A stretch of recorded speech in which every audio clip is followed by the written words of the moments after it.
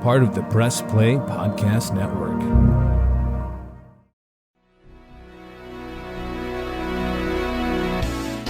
Iguodala to Curry, back to Iguodala, up for the layup. Oh, blocked by James. It's over. It's over. Cleveland is a city of champions once again. The Cavaliers are NBA champions. Oh, man, those memories of that Cavs 2016 team still fresh in our minds now 5 years later. Sam, does that ever get old, listen to those highlights? It doesn't. It's still, I think most Cavs fans will be able to listen to that forever and probably watch the final. At least I know every once in a while I'll go back and watch those final 2 minutes of that game on YouTube when I'm just looking to kill some time. Absolutely. I don't think it'll ever get old. No. I agree. It's never going to get old. Well, welcome here to Cavs on the Break NBA podcast. I'm your host, John Sabol, alongside Sam Amico, NBA writer for hoopswire.com. You know, I'm still kind of new to this podcast, but every time I hear the intro music and the intro highlights, you know, we just kind of touched on that a little bit there, but then the music itself is the NBA Jam music. Were you an NBA Jam video game player guy, Sam? I was. I did NBA Jam, and then I moved advanced, obviously, to 2K. Mm-hmm. And then my kids, my older boys, continued to just crush me no matter who I picked. And by halftime of NBA 2K games, I would, put down the controller, walk away frustrated. And one of the boys, told my wife that we don't want dad to play anymore because he just ends up getting mad and we get in trouble. So those my NBA video game days are now over. But yes, I did start off with NBA Jam. Yeah, I did too. Actually, I started out before that was in Super Tecmo Basketball for Super Nintendo. I do remember that. I don't know if I played it, but I do remember that. I played obviously a lot of Tecmo football. Tecmo football was the way better game, obviously, and Bo Jackson. We can talk video games all day long. Oh, Bo Jackson, yeah, you couldn't stop him. You couldn't stop Bo Jackson, and then who was it? Michael Singletary was the best on the Bears. Defense was phenomenal. Yeah. Oh man, such a good, and the 49ers were good too. You had the Montana, I think it was Montana and Jerry Rice. Yeah. The Browns were so in those games, but yeah. But you pick them all the time anyways. You have to, right? You have to be us Cleveland kids, right? Yeah.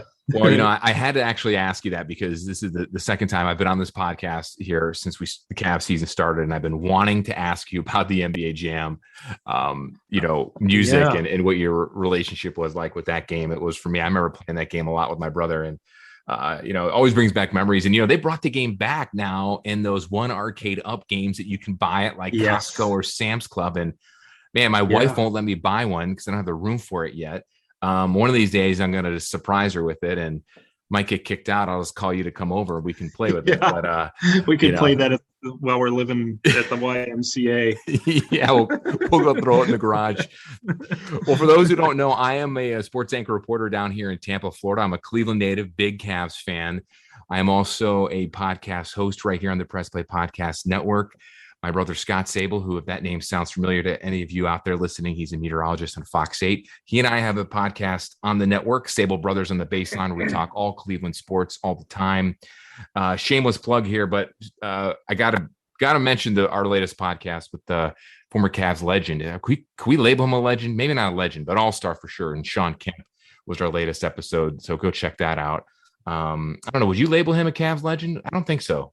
Just keep it, all-star? He's a Sonics legend, but he's definitely an NBA legend. Legend, yeah. I think that his first year here in Cleveland was one of the best single seasons in Cavs history for an individual. He was fantastic. His second year, not so much, but that first year, I don't know. So one season legend in Cleveland, I think you could label him. But that podcast, I'm looking forward to listening to that. Really like those Cavs teams when he was here, and Mike Fratello and all that. And I think it was Kemp's first season. It was him and four rookies, and they went to the playoffs. They did, and they they got bounced in 5 games back when the first round was 5 best of games, 5. Yeah. Or I'm sorry, they got bounced in 4 games to Was it Indiana maybe? Mhm. Yeah. Well, they had a nice the Cavs had a nice run that year. They started Kemp and then 4 rookies around him, and it was a great run, and it's really cool that you got him on the pod. So that'll be a great listen. Yeah, had to throw that shameless plug in there, but any Cavs fan listening to this podcast will love that because we talk all Cavs and Sonics in early 90s basketball. He has some good Jordan stories in there. We talk about NBA Jam, coincidentally. And how can you not? How can you not? You know, we talk a lot about that stuff too. And yeah, he had some his first year All-Star year, his first year with the Cavs, and then everything fell apart after that lockout season. But believe it or not, though, that lockout season, they only played 50 games. Statistically, in terms of Sean Kemp's points per game, he had the most points per game in 50 games in that lockout season in the second year with the Cavs than he ever had in his in 8 years in Seattle. Can you believe that? 20 and a half points remarkable. per game. Isn't that nuts? Yeah. So, how many was it? 20 and a half. That's pretty remarkable. Yeah.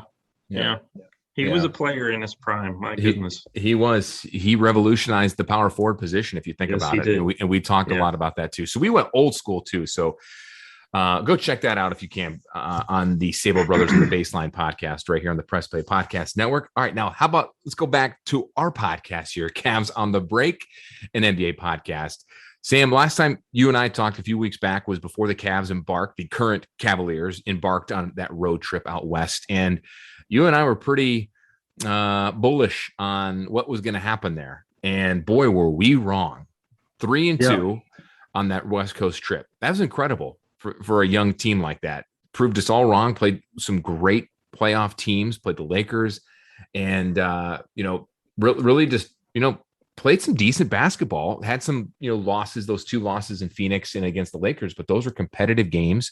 Cavs held up with the Lakers and were leading for most of that game until the fourth quarter when LeBron and company took over. So before we kind of go into the recent game, which was against Portland at home where the Cavs won, your reaction on that 3-2 West Coast trip? I was stunned, and not only because they finished 3-2, but like you'd mentioned, if it wasn't for that last 6 minutes of the Lakers game, that kind of got away from them. The Lakers just basically took over, and that's what veteran teams with LeBron do. So that was far from a bad loss. They didn't look bad in that game. They had moments in the Phoenix game where they looked bad. But again, you're talking about a team that went to the NBA Finals last season, playing them on their floor, and then you make a run late. I thought it was a smashing success, and then you have to, you beat Denver. You start off on the trip, beat Denver. When they did that, I thought, okay, they're going to finish 1-4 on the trip, so not terrible. I thought the same thing. and then they beat the Clippers, and I just kind of thought, okay, they're starting to play with confidence. And then when they played the Lakers, as tight as they did, I think that game was tied at halftime, and all the way up until like 6.5 minute mark, that game was still up for grabs, which to me was said a lot, almost more than their win in Denver or against the Clippers. And then you went to Phoenix, you had a bad night, what you're going to do, the next night after having to play the Lakers in Phoenix.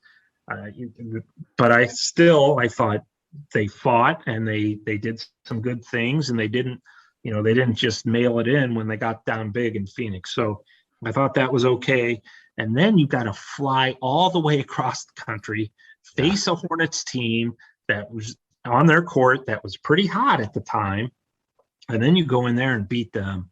I just think, they're doing so much right in terms of just their belief in what they're doing, their belief in that they can go out and win games, and the confidence level is high when they're playing the right way, which they've done, and which is a lot different than we saw last season when they would be in these kind of games and then all of a sudden it would get away from them. You could tell they just didn't believe they could they could pull it out. Now they have that belief, and obviously it's for a variety of reasons, but the fact that they're a confident team now, you just hope that they can sustain that, because if they can sustain that, win or lose, they're going to be a lot of fun to watch.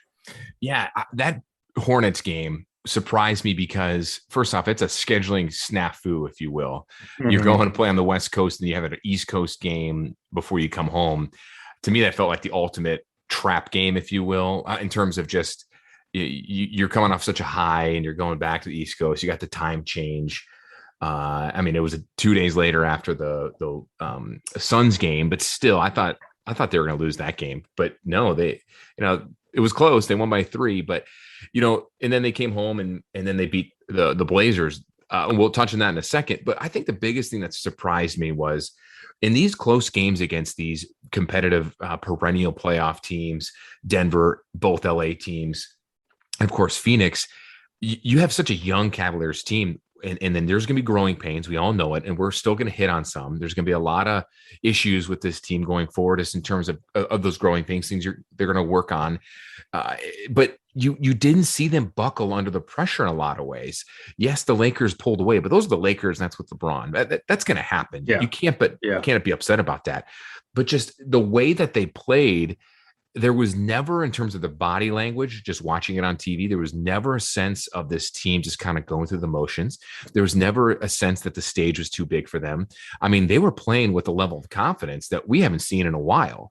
And I know they're 5-4 now, and they were 5-4 last year at this time through 9 games. But Sam, this has a completely different feel to it. I'm not saying the Cavs are going to go ahead and stay hot and maybe go to the playoffs. I hope that happens. But there is something different about this young nucleus of this team and the way that they're playing. Call it moxie, call it, a newfound confidence, call it this chemistry. Is it the Mobley factor? Whatever it is, it's there and you can't deny it. Yeah. Well, they went 5-4 last year, but if you look at it, they didn't have Jared Allen at that point.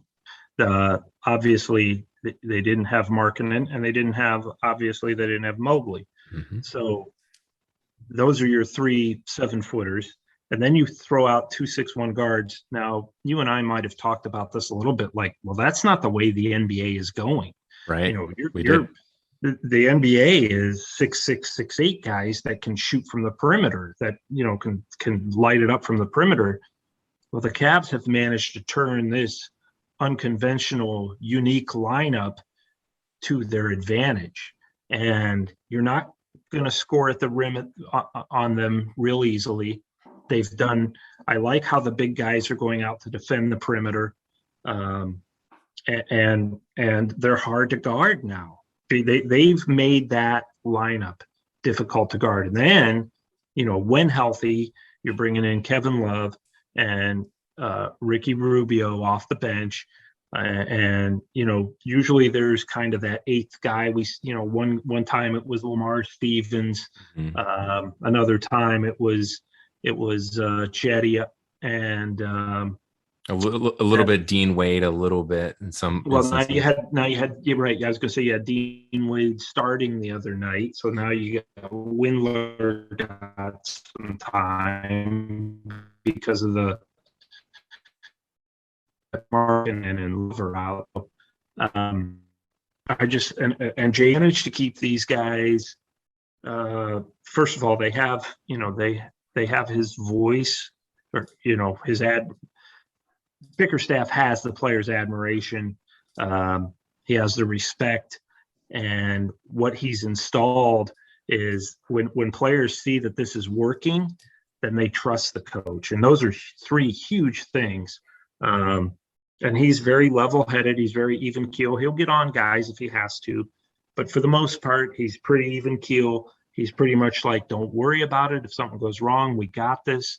And he's done a magnificent job. But all those things combined have just really given them kind of a new. So yes, it is different than 5-4 last year, because 5-4 last year came with, the Andre Drummond thing hanging over your head. Yeah.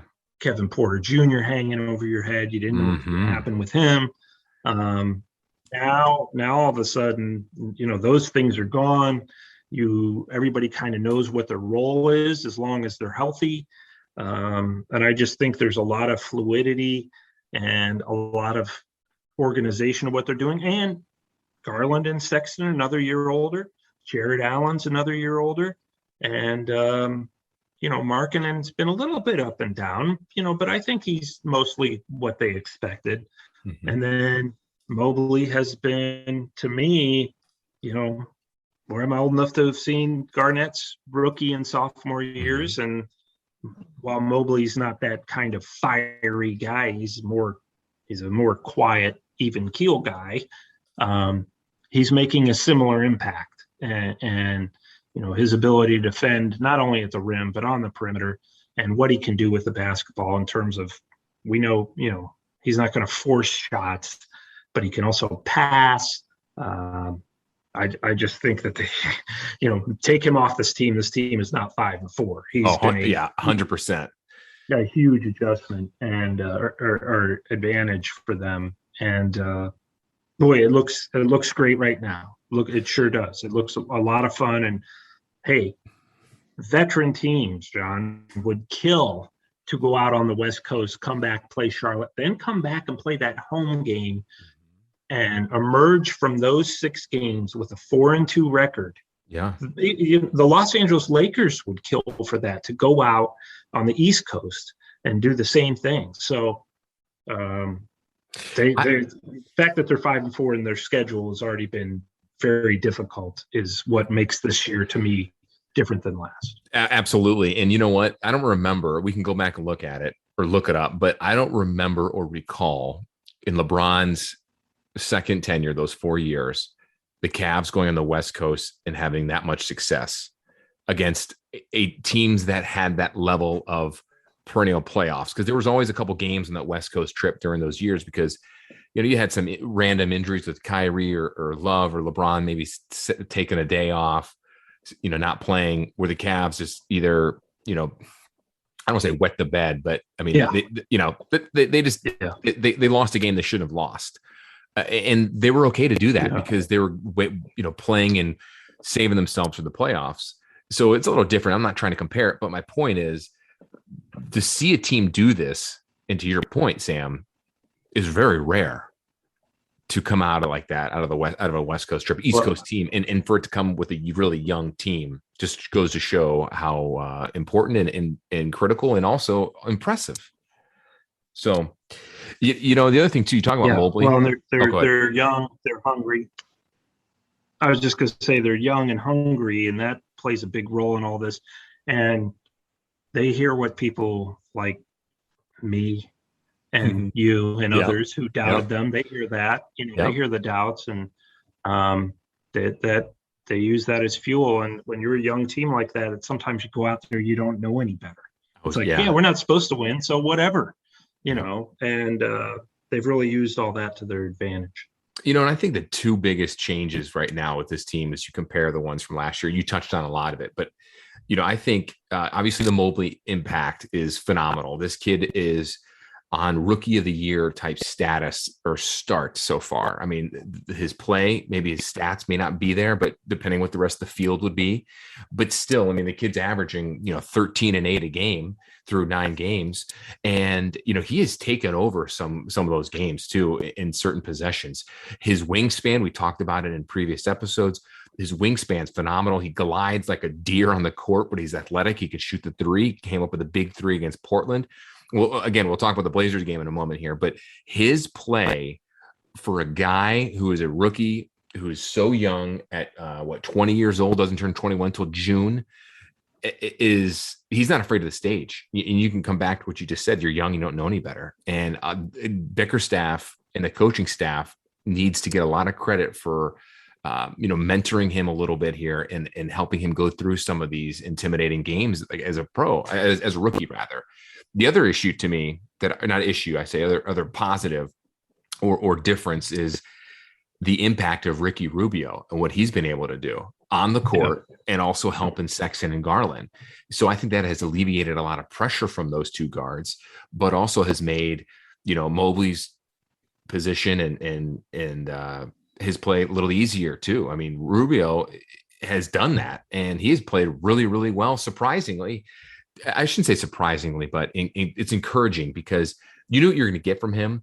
But what I wasn't sure what you were going to get from him is the type of leadership. I mean, you always hear that he's going to be a leader and he's a vet, but I wanted to see what he was going to do with these two young guards. And then you add Mobley in the mix, and he's exceeded my expectations. And I know many others' expectations as well. Yeah, I think when the Cavs made that trade, people were like, well, why are they going out to get Ricky Rubio? He's an, average starter. Didn't seem to make a lot of sense at the time, even though the Cavs, they just gave up Taurean Prince for him. It wasn't like it was a huge deal, but a lot of people were like, well, we have Sexton and Garland. What do we need Rubio for? But now we hear Sexton and Garland talk about him. Garland has offered him tons of praise. Sexton said, admitted things can get a little wild out there sometimes with, two younger guards. And then Rubio comes in and he calms us down. And he's obviously a different type of player, a much better player, but kind of the role you were hoping for from Matthew Dellavedova. Now he had nothing left in terms of NBA. He sacrificed his body so much, but Rubio does, and Rubio does keep things calm, and hit some huge shots against the Lakers, and very, very underrated. And in terms of this team's ascension, has played a major role, and it'll be interesting to me to see with him in the last year of his deal here what will become of him. But I think much of that will be based on how the Cavs do from here on out. Right. And you know what? You can't trade him till December, right? What is it? December 15th. I was going to say that. Yeah. I know people listening to this are going to be like, why are you, John and Sam, going all doom and gloom on us now? Well, I don't mean to go there. I'm just saying in terms of, previous plans. I mean, sometimes they make these moves for, a sign like a Rubio to maybe trade him at the deadline or later on. Now we're far from that. We're not going to speculate on that yet. I mean, we've done some of that in previous episodes, but the Cavs have done extremely well so far, and we're going to continue to ride the positive train here for a little bit. Before we take a break, Sam, let's talk about that Portland game, because that was a shocker to me as well. And a couple things that stood out for me. One, the last few minutes of that game, Cavs were in control for a lot of that, and they still were to the last few minutes of that game, a game that they would have lost in years past. And Lillard started to get a little, started to heat up a little bit, had a quiet 26 on the night. You had guys that stepped up big there. Mobley hit a big three. He had a big block on Lillard in the final, minute and a half when he went up for a layup. Yeah. And then, of course, the final play of the game, Jared Allen stepping out, doing his Kevin Love on Steph Curry in Game 7 impersonation of throwing a big man out there and trying to guard a guard. And he almost blocked that attempted three. And there's a good chance if you put anybody else on him, a smaller, position player, not a 7-foot guy, he probably makes that three. I thought he was going to make it anyways, because we've seen Dame do that so many times. So a nice win, a 3-point win over Portland at home, and they did it without Markkanen, Love, and Okoro. Still impressive nonetheless, and something to build on. Yeah, and I've been covering the NBA long enough to know I would see the Cavs go out and play well on the West Coast, whether it was the Kyrie years, before LeBron came back, or when LeBron came back. They'd go out on these West Coast trips, or any kind of trip of 3 games or more, and play well, and then come home, and they just, you kind of, okay, we're home, we can relax and breathe a little, and then they lose that game. And that happens all the time in the NBA, where these teams go out, play well on the road, and then they end up coming back home and blowing it. And the fact that the Cavs won that game against Portland was as impressive to me as that entire trip, because I've just seen it so much where veteran teams lose those little trap games there, where they come home for one game, think we're going to get this one, and then we go back out on the road, which is the situation. And again, huge plays down the stretch. I thought, Mobley's block on Lillard. Lillard was, I got you, Rook. I'm going to take you to the basket, and it's Dame time. And Mobley said, take Dame time somewhere else. Right. And then, the Allen defense that you referenced, the fact that those guys go out and guard guards it's just been big. And I'll tell you what, people are a little bit, we got to take this team seriously, because they're throwing something at us we haven't seen. They're throwing 3 7-footers, 2 6'1" guards who can get downhill and can score the basketball. And it's a very unique look that I think is throwing a lot of, opposing coaches are trying to match up with it. It's confusing to them, but the opposing players go out and see this Cavs lineup, and it's not like anything you see in today's NBA, and it's really throwing people for a loop. And then you throw in the fact that it is, young, athletic, size, speed.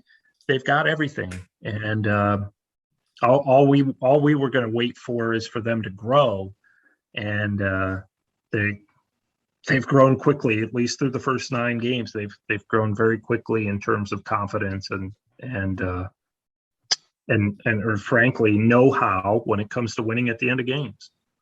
Yeah, you usually see them, cave under that pressure and collapse, like you said. But for whatever reason, this team's playing with some phenomenal confidence right now, and they're playing well, and they're throwing those different lineups out there at teams, and they don't know what to do with them.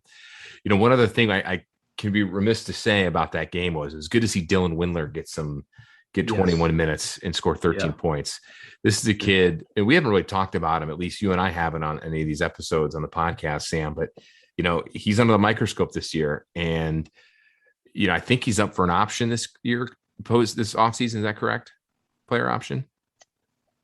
They picked up his player option.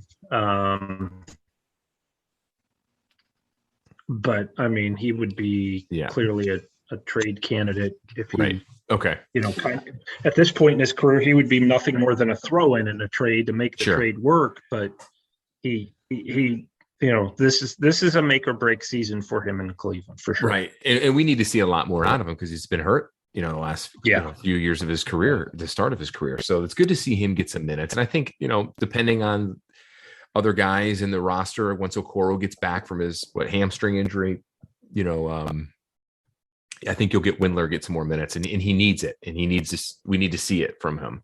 And I think once as a collective, if you can get more out of him, now you're going to limit your rotations.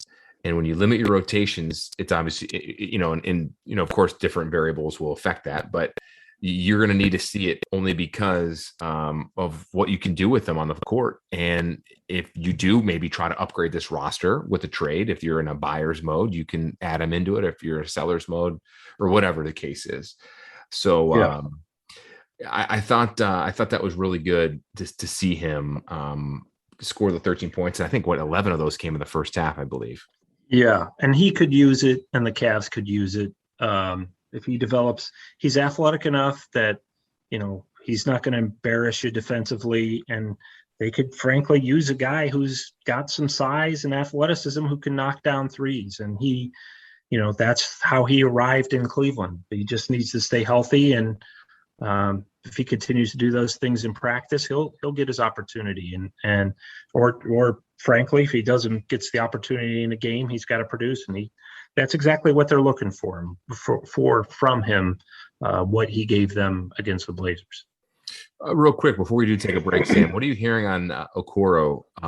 He's going to be out Friday, which would be tomorrow. That's the Toronto game. Is that correct? Well, as far as we know, it sounds like with him, it's, they're just being cautious, as you always are at this time of year. And the last thing you want is for this thing to linger. So I would suspect he would be back within a week or so. Okay. I forget, they've got like Washington and Detroit and some of those teams coming up next week. He could potentially be back for one of those. I guess a lot of it depends on how long if anybody else gets hurt, they might speed them back. But right now, there's no point to. They're playing well. So man, hamstring injuries are tough. They're a pain, and you got to baby some of those, and especially. Have you ever pulled a hamstring? Have you ever pulled a hammy? I have, and of course, I'm not, playing on an NBA court, but even mine lingered for about 6 months because I kept messing around on it, and were you schooling kids at the rec and pick up basketball? Is that what was going on? No, I did that before the hamstring injury, but that was a running, just my usual 2 to 4 mile jog that I do. That was the result of that. So, I tried to go back to running again too soon, and it still bothered me for a while. Yeah, I pulled my hamstring a couple of years ago in a so embarrassing in a TV station's intramural softball game. Oh, I was playing center field. I went to dive for a ball. I went to dive, and I heard a pop, and I felt like a house of cards. And of course, I'm not wearing cleats, and the field is a cow pasture. Not really a cow pasture, but it felt like a cow pasture. Yeah. And man, it wasn't fun. Took about a month or so for me, at least. It was minor, but not as bad as yours. But my point of this is that they take forever to heal. I was talking to one of the Tampa Bay Buccaneers trainers a few years ago when they had Doug Martin on the team, and Doug Martin had a couple hamstring injuries, and he kept re-aggravating it in training camp and then the preseason, and then during the season he was out like a month or so. And I know football and basketball are different, but it's the same ideology. Is like when the trainer was telling me, when you're planting and you're going your lateral movement back and forth, and that's what the two sports are similar. You can re-aggravate that anywhere. Yeah. And football, obviously, you have impact contact sport, so it's going to happen more frequently. But when it comes to an NBA player like that, I would imagine the same thing is the same process, the same. I don't know. You got to go the same way. You can't treatment, whatever. So it was just interesting because when you when you hear these cornerbacks in the NFL have a hamstring injury, and all these fans are like, "Oh, come on, just go out there and play." Well, it's like, it's easier said than done, but you can pop that so quickly, re-aggravate it. And, if the Cavs are doing, Okoro a good service here, obviously by, watching it and not rushing him back early in the season, there's no reason to, why. And that is the reason why. Hamstring injuries, man, they're a little challenge. They're not all the same. Yeah. Either, it's just kind of like a high ankle. I was going to say, a lot of them are, the severity is different and all that. And when you're talking 82 games, you're only 9 games in, so there's no sense. You want to see what this team is at the end of the year. Yeah, it's more important to just let it heal and let them come back slowly. Yeah, like similar to like high ankle sprains. None of them are all the same. They can linger for a week or a year. So yeah. All right, let's take a break here on Cavs on the Break, an NBA podcast here on the Press Play Podcast Network. Coming up after the break, we've talked all highs right now with this current Cavs team at 5-4. Now we're going to talk about some of the lows, some of the things we need to see them work on, and then we'll mix in a few highs again. The old-fashioned compliment sandwich. We'll say something good at, and then something they need to work on, and then something they are good at again. as my teachers used to say when I would fail math in 5th grade, you need to do your multiplication tables or whatever. The old compliment sandwich. That's what Sam and I are going to do coming up after the break here as we look into the month of November and what's in store for the Cavs going forward. We'll be right back.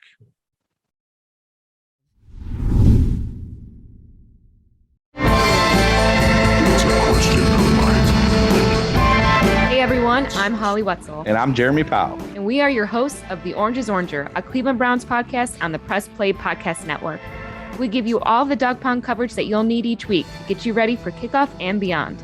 Don't miss our breakdowns of each week's matchups, game recaps, and any and all news out of Berea to feed your Browns appetite. As we all know, Holly, dogs got to eat. That's right, Jeremy. Hit that subscribe button and never miss an episode of The Orange is Oranger Browns podcast on the Press Play Podcast Network. Looking for new insights on the Cleveland sports scene with a unique side of Cleveland sports history? Then you found the perfect podcast. I'm John Sabol. And I'm Scott Sabol, and we're hosts of the Sabol Brothers on the Baseline podcast, a podcast about Cleveland sports, but not your typical podcast about the land's sports teams.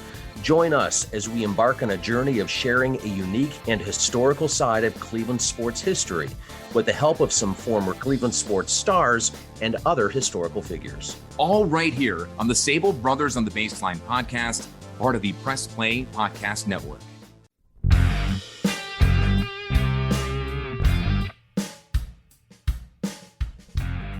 Hey, I'm Jason. And I'm Gary, and we love ball cards. And if you love ball cards too, good news. You just found your new favorite podcast. From breaks to grading, And from collecting to flipping, join us on the Ball Card Show. the sports podcast for the sports collector.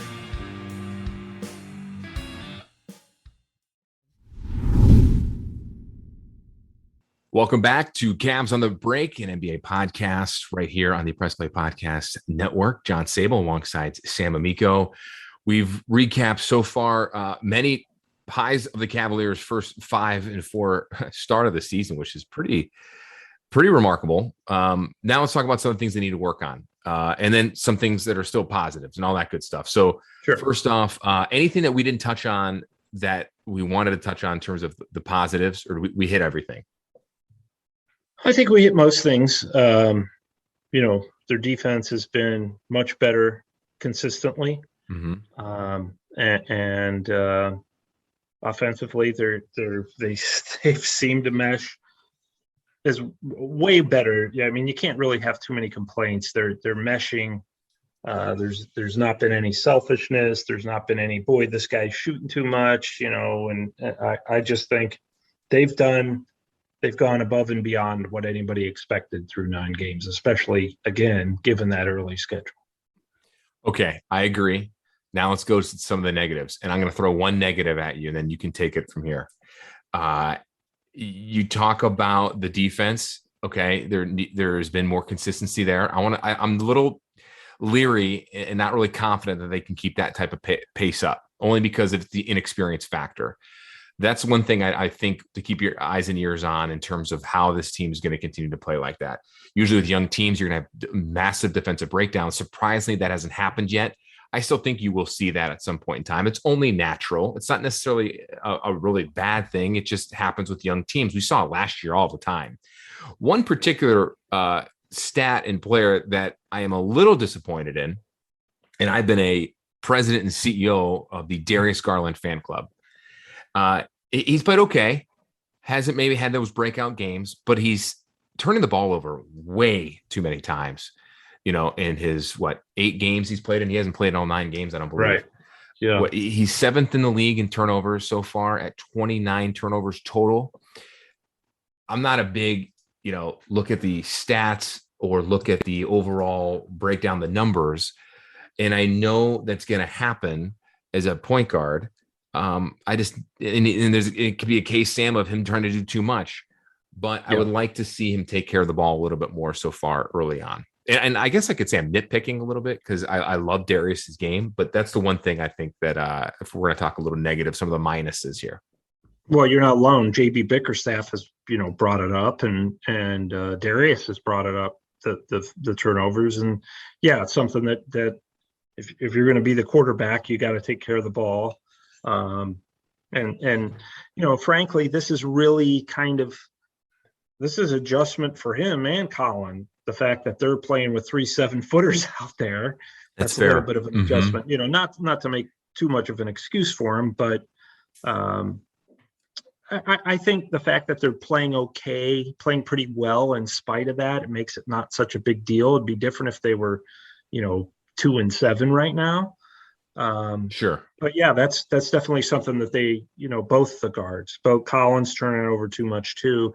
And in Collins' case, it's definitely a situation where there are times he's trying to do too much. Now, frankly, I think that most coaches and teams would be happy that a guy's trying to do too much as opposed to a guy just kind of being out there and, settling for jumpers or whatever. So, yeah, it's definitely something that needs to improve, but it's also they just need to find a balance. Like and I think playing with Rubio, frankly, is going to help them in that area.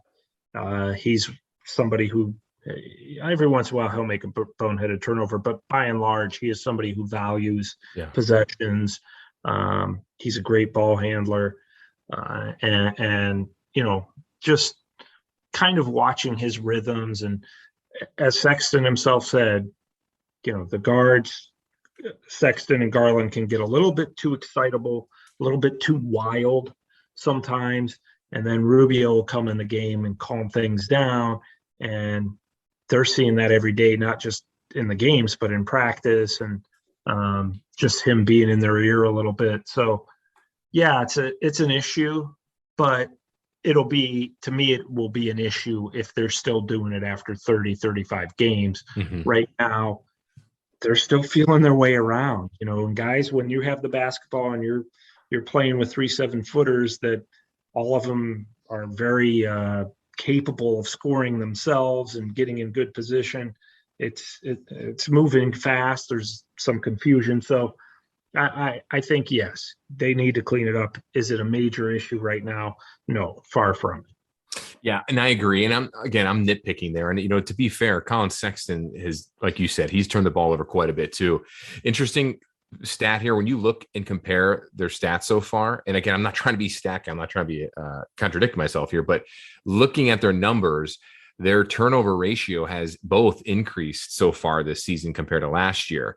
And, it could be a number of things. It could be doing too much. It could be boneheaded turnovers. It could be adjusting to the new lineups and the new 7-footers on the team. All could be valid. I think the difference and I don't have the advanced numbers or metrics or the stats or the highlights or the, play-by-play to back me up, but just from the eye test, I think a lot of the turnovers that Sexton had or has had so far have come in to a situation where he's either penetrating, either getting trapped and dishing it too late, or forcing a shot too late.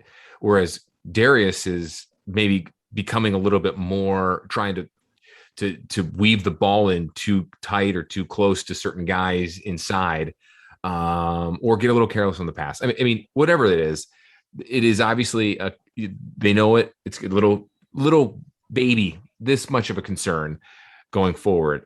They're aware of it, and I think they'll definitely work on it and get better on it. But if this is, game 32 and we're still having this conversation, I think then that's a bigger problem than it is right now. Again, I'm nitpicking. I love both of those guys' games. I'm more of I like Darius's game just a little bit better. But I think, both guys have done tremendous play so far. They've been really good in terms of adjusting to this lineup, and you can tell there's some chemistry building between those two. Finally, at least it seems like it through the first 9 games, and we'll see where this goes in terms of the entire totality of the team and those two players. Anything else that you can see in terms of you want to nitpick or some minuses on this team so far? And we talked about the defense. We just talked about the turnovers. Maybe Markkanen his numbers have been okay. Again, that's nitpicking. But that's what we knew we were going to get. He's a little streaky of a player. Yeah. Are you shocked how low Kevin Love's numbers are? Honestly, I'm not. Are you? No, I'm really not, considering what his role is, off the bench. He's not, he's really not making shots. He's not taking a lot. Every once in a while, there'll be like a 5-minute spurt. Well, in Denver, it was longer than 5 minutes, but every once in a while, there'll be like a 5-minute spurt during the game where it's like, there goes. He still has that nose for the basketball, and you'll see the old Kevin Love come out. But no, I'm not surprised. Frankly, he's not really a fit anymore, but the fact that he's doing what he's doing off the bench, which is going and getting the basketball off the glass, and he's struggling to make shots, frankly. But I'm really just kind of searching for a negative where I really don't see a whole lot. Which is good. That's a good thing, Sam. We're nitpicking on 2 little things there, or 3 or whatever, and which just goes to show when this team's 5-4, there's not much really to complain about when the issues that are maybe hurting them are expected because they're so young. But the other positives are endless. There's way more positives with this team 9 games in than I thought we'd ever see. And again, I'm not trying to, be redundant. Well, they here. didn't play that great the first 2 games. That's either. true. That's true. And that to me makes this 5-4 even more impressive, because after those first 2 games, I was kind of like, oh boy, and now they're going to go out on the West Coast. Good luck. But they found themselves there. The loss to Memphis and then Charlotte and then the Atlanta win, which was the 3rd game there, the first one of the season. Yeah, which I thought Atlanta's due to lose. I didn't put much stock in that. Right. But looking back on it now, that was impressive as well, because that kind of kicked off this whole thing. So at the time, I was just kind of like, you beat Atlanta at home, they're going to lose some games, big deal. But just the way they played on the West Coast really, makes it seem like, hey, you know what, that Atlanta game, we should put some stock in that, because that kind of was the start of things. And I think a big part of the problem, maybe part of our issues, was we watched them during the preseason and they looked terrible. Sure, they did. They didn't look good. They did not. No. And I'm like, oh boy, this is going to be bad. And they just found themselves. The question, John, really for me moving forward, and I think anybody who has perspectives and has watched this game long enough, is what's going to happen when the wheels start to come off a little bit. They're going to at some point. They did with LeBron's teams. They're going to, they, with the exception of the 73-9 Warriors, every NBA team has the wheels come off during the regular season at some point. Yeah. How do you manage that? Are you going to be pointing fingers? How does a young team deal with that? Right now, I would have great faith in them being able to deal with it because of the way that they've approached every night and every game, and kept things, kind of in their circle. And I've just been wildly, not only surprised, but wildly impressed with the way this team has gotten off to this start. And I know the John Beeline team started 4-5 and looked good. I know last year, I think they were 3-0 and 5-4 and looked okay, but both those teams had some stuff hanging over them, and now this team doesn't. This is the team that they're going to keep unless something should go wrong.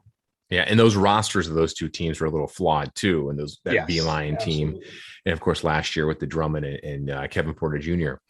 Yeah, I completely agree with you. If there's an issue when they have to roll off 3 straight losses, how are they going to rebound? And I would like to see, how, and I don't know how we're going to know this for sure, but anything gets leaked out, or if we hear anything, or maybe not necessarily leaked out, but maybe you hear some of the younger guys talk about what the veterans of a Love and even a Markkanen in a Rubio or anybody else doing in that locker room to help these guys get over the hump in a way. That's going to be a good little storyline going forward. Yeah, once you do hit that little rough stretch. And you're right, every team, no matter who you are, has those rough stretches.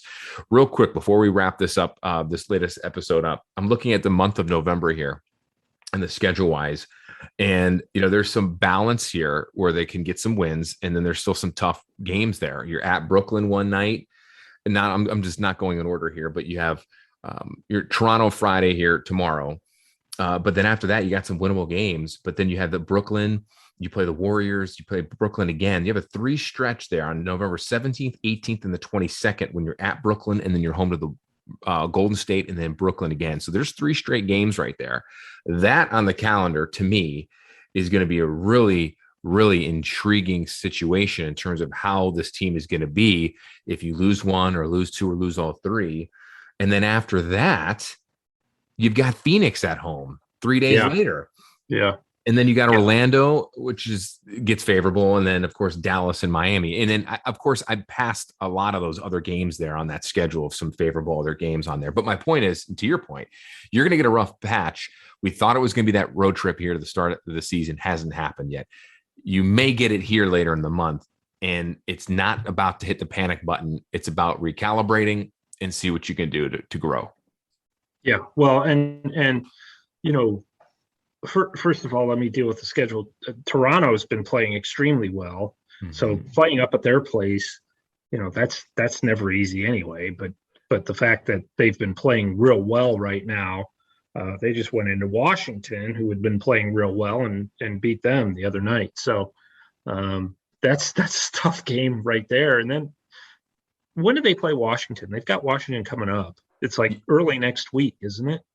November 10th. Yeah. Wednesday, the 10th. Yeah. So, yeah. And don't they go there, or is that at home? That's at home. So you got Toronto tomorrow, then at New York, home to Washington. Which is no easy game at New York. Right.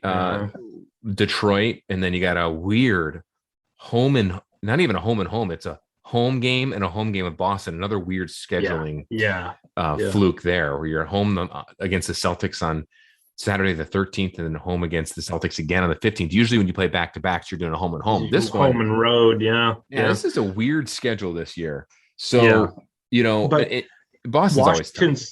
Washington's playing well. They've got a nice veteran team all of a sudden with Kuzma and Harrell and Spencer Dinwiddie and Beal and, some of those other guys. So, Washington's got a pretty formidable team, it seems like, or at least on paper, and they played well early. So I look at it this way. When you're the Cavs and every one of your starters, is between the ages of 20 and 24, right.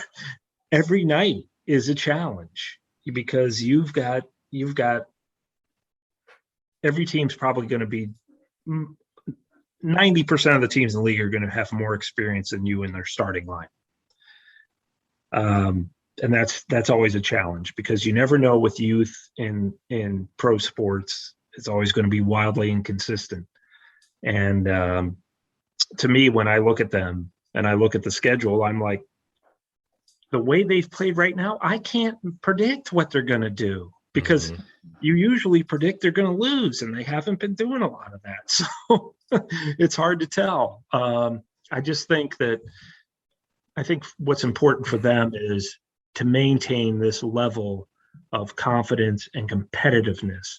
If they stay competitive, really, they're going to be able to steal some games they aren't supposed to win. They'll be able to steal some of those for sure. We've seen that already. So I didn't scroll down the schedule enough to see where those favorable wins would be, or favorable teams. Yeah. And I thought there was some there. I looked too far down in December, because in November is actually pretty tough, because you've got 12 teams remaining, including the Toronto game tomorrow, Friday. Out of the 12 teams, only 3 of them missed the playoffs last year. Toronto. Yeah, sure. But Toronto's always tough at home, and they're playing better. Great. They're playing great ball. Yeah. New York. Actually, no, New York made the playoffs last year. I'm sorry. Washington, as you alluded to, they're playing great Detroit. ball. And Detroit. And actually, no, for Orlando. So there's some hard games coming up here on paper. But hey, they've proved us wrong already. And it's December gets much favorable. That's what I was looking at. I had the wrong month. December's schedule gets a lot more favorable. So still, it's good to be a Cavalier right now as we look here, as we record this on November 5th. And we'll see where this goes, Sam, because it's going to be really intriguing when you get a young team that doesn't know any better playing against some better teams on paper that are more experienced, with more veterans, more all-stars, more future Hall of Famers. And you gotta love to see what's going to happen and how they react and how it goes down. I love the lineup. I do. I actually like how JB Bickerstaff started Dean Wade, because he has some size to fill in for Markkanen.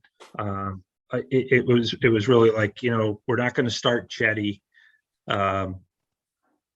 because that would be veering too far from what we do. So let's start Dean Wade, because we like throwing out, although Dean's not 7 foot, we like throwing out 3 big guys next to our guards. I just, the fact that what they're doing is working makes it so interesting. And you know what? Just keep doing what you're doing. Try to stay as healthy as you can, which right now is obviously already an issue with Markkanen and Love and the protocols, and Okoro having the hamstring issue. But keep doing what you're doing with your main guys, with Mobley, Allen, Sexton, Garland. Those four can stay on the floor for 85, 90% of the games, and they continue to do what they're doing. They're going to be fun, and not only fun, but going somewhere. Maybe, I don't know what that means in terms of a timeline, but they'll be going somewhere, and that's what you want to see. The last 2 years, I thought, this team's not going anywhere. Not only are they not winning games and looking bad, but what's the plan? Well, Mobley has made that plan easier, I think. And the fact that the Cavs, credit to the front office and credit to JB Bickerstaff, they're saying we're going to go about this differently than everybody else is having success. Yeah. And guess what? We're going to see if this works, and we feel like we like our chances. And right now, you can't blame them. They do like their chances, and it's they've been playing that the players have backed it up with their play. So I just think it's been great so far. One last thing before we close this. I love LeBron, what he said after that game against Cavs in LA there about Mobley, when he said the Cavs got a good one in him. Yeah. But he also mentioned, make you feel really old, was that Bronny Jr. played against Mobley, 2 or 3 years ago? Yeah. Thanks, LeBron. Yeah, exactly. You got to wonder how he feels about that. So that was a fun little moment right there for him and for Evan Mobley and the Cavs. So, all right. Well, that will do on this edition of Cavs on the Break NBA podcast. Let's throw out your how people can get in touch with you, Sam, at your Twitter at Amico Hoops. And Twitter's at Amico Hoops, and can read me at hoopswire.com. And I generally post 8 or 9 things there a day. Only 8 or 9, Sam? Come on now. What's going on with 10 or 15? Once we get closer to the trade deadline, I remember last year's trade deadline, I think we had 37 posts. Oh, wow. On one day. So it was a crazy trade deadline. But we'll pick up the pace. We're a veteran team, so we're kind of taking it easy at this part of the season. And then once things start to heat up, we'll pick up the pace. So and by veteran, I mean I'm super old. So well, if LeBron didn't make you old, you just made yourself old, I guess, right? Right. Yeah. It's pretty sad when you're saying guys are, washed up or over the hill, and then you look and you see they're a decade younger than you. That's when maybe I'm the old washed up one. You got to protect that hamstring, right? That's exactly it. Just going from the chair to the fridge. There you go. Well, go check out Sam at Amico Hoops on Twitter, and of course at hoopswire.com. You can get in touch with us here on this podcast at Cavs on the Break on Twitter, and you can get in touch with me at John_Sabol on Twitter as well. And remember, if you haven't already, please subscribe to the podcast, Cavs on the Break NBA podcast, on Spotify, Apple, and wherever else you listen to your podcast. So a tradition unlike any other, Sam, as the man, the myth, the legend, Chase Smith would say, we're going to end this podcast the only way we know how. Mike Breen, take us out. Congratulations, Cleveland. Your decades-long wait is finally over. The Cavaliers are NBA champions.